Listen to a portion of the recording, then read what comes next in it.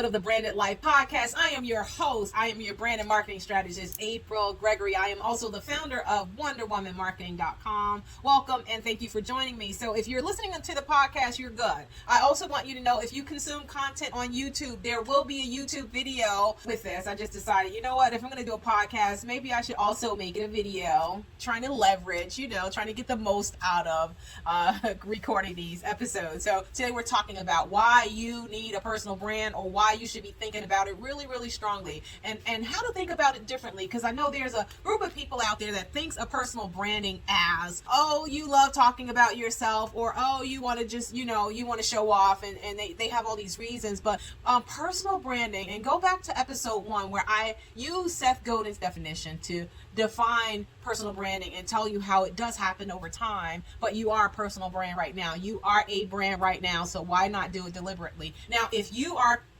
mission driven. So the other thing I'm going to try to talk about every single episode is, this is called the Branded Life, right? This podcast is the Branded Life. And so I like to think of branding as, it has become that for me, as a lifestyle. We spend so much time. When you spend time trying to find your purpose, your mission, be a business, create revenue, and do it all in a way that serves you well and serves humanity, it's a lifestyle. So that's the place I'm coming from. So every single episode, I'll try to make sure I'm coming from that point of view, or just so you know. So we're talking about why.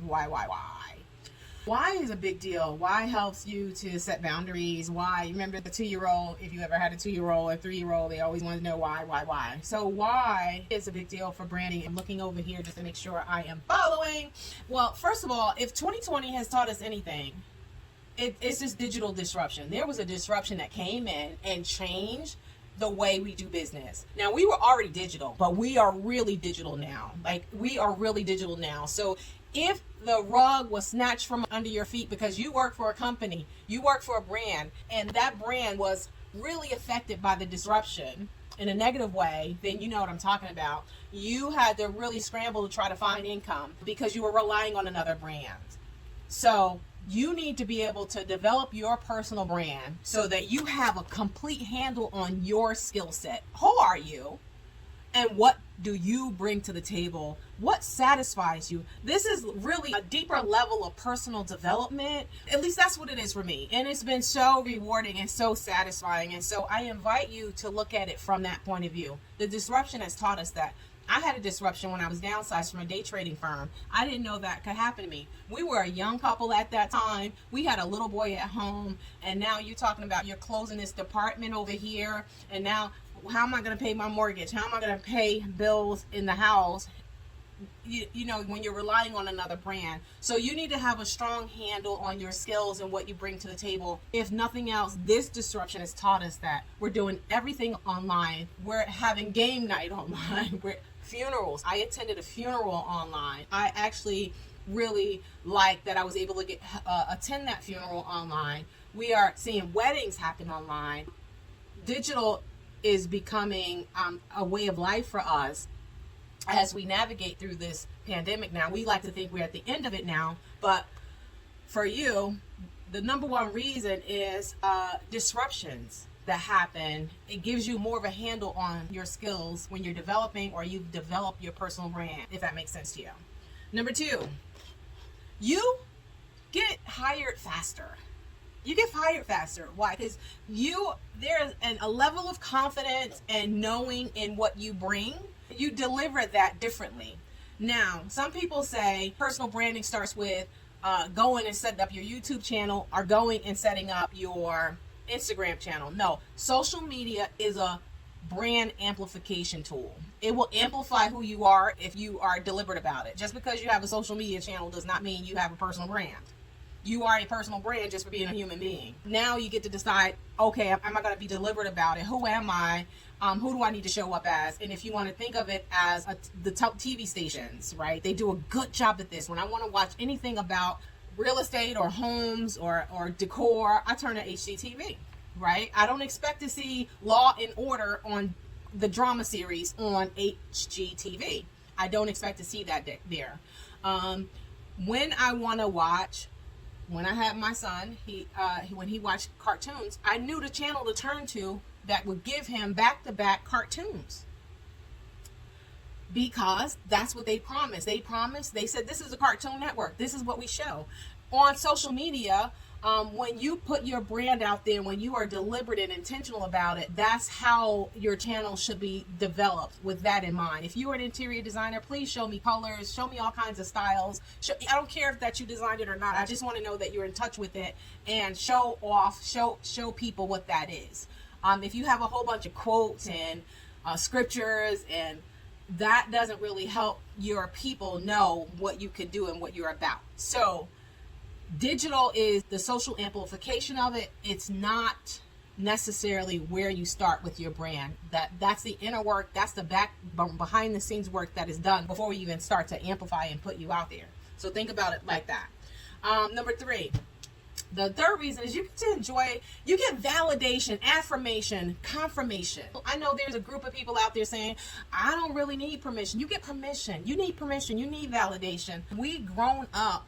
If you live in America, you have grown up getting permission. When you went to school at a certain time. You didn't go anytime you wanted to. There were some boundaries around what you could do. You couldn't just get up and walk out of the classroom and go to the bathroom. You needed to get a permission slip to be in a hallway at a certain time. In my faith, if I felt like there's a call on my life to go in ministry, I had to go to my leader and get my leader to acknowledge my call. It's like getting his nod of approval in a way that, not in a controlling way, but in a way that says, okay, go ahead and develop now. I see God has his hand on you. Now, we know some people get out of hand and they don't do the right thing with that, but I happen to have had a great leader who said, go ahead, you're going to have to study. You're going to have to do this. So when you develop your personal brand and you start to put yourself out there, put your work out there, and you get that like button, or somebody love it, or somebody say thank you, or that's exactly what I needed, that's the validation you need to keep moving. It's like the minute somebody buys something from you for $1, yes, brand validation over here. The minute they say, oh my God, you really helped me, it might not be high praises or, overboard, like, oh my God, you changed my life. Although your product could be changing people's life, but the thank you, the like button, the acknowledgement, we do as humans, we need acknowledgement. In fact, when we're born, they say if the infant doesn't get a certain amount of attention, they start to they retard, they go back, right? So you need touch. We need attention. Some people need more attention than others. We won't go there. But you get what I'm saying? So the third reason to do this is for the affirmation, the confirmation, the revelation, the praise. If you continue to do that, you will continue to get feedback from customers, from the public, about whether or not this thing that you're offering is worth it to them. And it does matter to them. So there are 2 parts to personal branding. One, you developing yourself, discovering who you are, your self-discovery. And the other one is you're uncovering what they want from you, what they're willing to buy, what they're willing to spend, how you solve their problems. So I do see that in 2 ways. Okay. Number 4, that leads right into it. Knowing your position. Position is so important. Playing your position well. Right? Playing your position. Why is positioning important? All right. So think about, in every sport, there is a position. Basketball, football, they're playing a position. And so I imagine that because they're playing a position, they train for that position. If you are a forward in basketball, you might train differently than a guard. Right? And football might be another example of that. But just think about your position. When you know your position, you show up for that position, you train and develop for that position. And there's no, it's like a peaceful place. Like, I know what I'm doing. I get to focus on it. You're not all over the place. And positioning speaks to a lot of different things. But you want to know your positioning for yourself, and you want to know it for your clients. How are you positioned in the marketplace? It helps you to know, okay, if you're not number 1, are you number 2? I work for a company. We were number 2. We didn't try to be number 1. We were happy. We knew our position. We knew we were number 2. That means we're up there. We're doing something right. We weren't number 1. It was a computer learning center. We were number 2. Chubb was number 1. There are 2 car rental companies, Avis and Hertz, or Avis and one of them. One of them is number 1 and one is number 2. And the one that's number 2, they use it in their marketing. They say, hey, we're good number 2. We could be the second choice, right? Walmart says we're the price leader. You can't beat us nowhere. They say we buy so much stuff that we know for a fact you're not going to get it cheaper somewhere else. If you can't play the pricing game, you don't have to be the bargain basement. I'm just saying, start to think about your positioning. Are you creme de la creme? No. Are you bottom of the barrel? You need to be able to identify that. And I didn't mean to say no, like as in you're not. Maybe you are a luxe brand. Maybe you are the creme de la creme. You're up there where you're serving the same customers as some of the luxury brands. You need to know that, because you need to know your position. And when you know your position, you train better, you play better, and you're talking to the right people from the right point of view. When you know your personal brand, it anchors you. It anchors you. It gives you depth to your experience. It's like you become immovable. It's like, okay, your eyes are open, you're paying attention, and you can go deep. And then when changes happen, you just have a different handle on. It gives you more control over some things that you wouldn't have control over, because you wouldn't be paying attention to, because you're so wide open looking at everything else. It just that probably comes with knowing your position, because knowing your position and then also giving depth to what you do know. That's really good. So I know that personal branding is one of the things I have to work on with leaders or people in their business, even if we're just validating the brand. So I know where you're coming from. I know the position, and then I can look at how deep can we go. So that's important. Number 6. So 4 and 5 will kind of together. 4, knowing your position. 5, giving depth to your experience. 6 is increases trust. Trust is down across the board, because there are a lot of people, there's this thing across the internet and across news stations. It shows up in politics. Like, who's telling the truth? People are skeptical. People are questioning. They want to know, is this for real? Am I going to get what you promised me? If I spend all this money with you, am I going to get this thing? So when you develop your personal brand and you keep showing up and you keep giving out information and you connect with people and you amplify your brand, you've done the work. When you've done the work, it shows up, right? And when it shows up, it brings a level of trust. And when you're transparent, because digital is calling for a level of transparency, right? Because people want to know that you are who you say you are. You can deliver that, and you're not just hiding behind a computer. So however you can develop your brand and do it consistently, and then bring some truth to it, knowing that people are skeptical. Know that off the bat. They want to know, is this legit? Am I going to get the thing that I said I'm going to get? Okay. Number 7, you're going to get referrals. People will start to refer to you if they think they know what you do and somebody has a problem. Listen, even if they don't know you. Because I know of a makeup artist, and I see her work online, and she's not in my state, but if somebody says to me, hey, do you know a makeup artist? I'm going to say, yeah, I know her. Go check out this person. Why? Because they keep showing up online. They keep showing different things, different makeups, different looks and angles. I don't know her, but I know her, right? So digital now is like that. When you keep showing up, people feel like they know you. Oh yeah, I know that person. Oh, you might need to talk to April about such and such. People know I do something digitally. They know I do marketing plans and different things, and they'll tell somebody, hey, yeah, go talk to her about it. So even if you're showing up halfway, there are times that I'm not really posting every single day online, and people still will refer if they know that about me. If they know that about you, they feel obligated to send people your way. So it goes back to number 2, that you get hired faster. People refer you, or they think of you for certain positions in their company because you're showing up and talking about something very important. I know a teacher that got hired that way. Somebody said, you need this person to be on your team at the school as a teacher, and the school sought that person out, and they pretty much pitched the person on why you should be working at our school. Like, that really doesn't happen that often, but that's the power of really mission-driven, purpose-based, finding your brand, your essence, who you are, what you bring to the table. What do you bring to the table? Who are you? Why should they hire you? Why are you here? Right? Number 8, it activates your mission. It's a mission activator. It becomes so much bigger than you. So if you're afraid to get on camera, you're going to find a way to get on camera. You're going to find the lighting. You're going to find the angles. You're going to get yourself through that, because your mission has been activated, and the mission is more important to you than how you look. Because I don't necessarily think I'm a camera person. Like, I would rather not. But when the mission becomes so important, And when that mission is activated on the inside of you because you're working on your personal brand, and this is personal to you, but it's so much bigger than you, then you find a way to show up. Your mission has been activated. So if you want to activate your mission, then personal branding should be on your list. Number 9. I think I'm gonna stop at number 9. Number 9 is you become an expert all of a sudden. Like they say, all it takes is you reading 3 books to become an expert on a subject.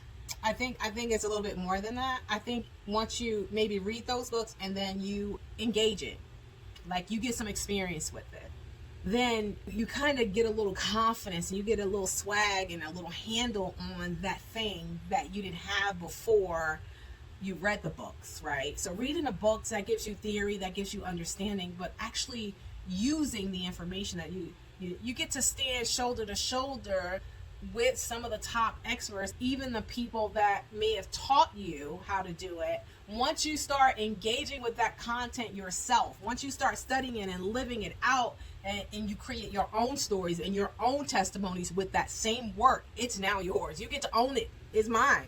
Like, this was my experience. Somebody can't take that away from me. But if I'm just reading it in a book, if I'm just watching it on a video, and I never own this information, I'm not talking about taking somebody's stuff and lying about it and saying what they said, and you ain't had that experience with it. I'm not talking about that, because a fraud will be found out. Eventually, a fraud will be found out. There was a person saying she was an influencer, and she had all these, she was influencing her audience, and the company said, okay, we're gonna give you a test. They wanted her to sell 7 t-shirts. She had millions of followers. They wanted her to sell just 7. She couldn't sell 7 t-shirts to her audience. Look, if I would have had my mama, my friends, everybody ordered a t-shirt. She didn't have the influence that she said she had, that she perpetrated herself to have. Frauds will be found out. You can be a fraud for a little while, but you can't be one for forever, right? So you don't have to be. And if you're watching this, you don't want to be. Right? So I'm not talking about taking somebody else's information and trying to own it as yours, and you've not engaged with it enough to make it your own. I'm talking about really embodying that knowledge to the point that you use it and you have your own stories and experiences to share with other people about it. That's what I'm really referring to. In fact, there was another guy I want to tell you about. He was on the Khloe Kardashian show where he was perpetrating a fraud. He would go and dress up, and he perpetrated himself as a celebrity stylist, and but he was homeless. So he created this Instagram thing, and he would show off and talk real, like he was all of that. And he was skilled at doing what he did, but he was just going into the dressing rooms. He was going into dressing rooms and going into stores and putting on these things. Now, he could have very well got himself out of being homeless by being more honest, right? He didn't have to act like he lived like that. You're just telling people, showing people what they can look like, how they can look. So when you're in that kind of business, it's very personal. If you're a personal shopper, what are you going to do when it's time for them to meet up with you? You're going to have your few outfits that work, that sell your story. You can't invite them to your home. You have to go to them. So there are ways he could have worked around there without telling the lie that he lived like that, and he didn't. He didn't have to do that. So you got to figure out, until you get to the big spot, the spot that you really want to be in, don't lie about it, because your personal brand is built on a lie. Your life, your mission, all of that is built on a lie. And anything could happen and come and just knock it out. Because a lie, a fraud will be found out, especially nowadays. People will dig you out and try to figure it out. So that's what I have for you today. The 9 reasons why personal branding should be at the top of your list. I also have a free resource for you. So the 10 ways to build a powerful personal brand. Get that free resource, and I have some other goodies in there for you that you're going to love, and it's going to help you to start to think about and frame out your personal brand. All right? Until the next episode. Ciao.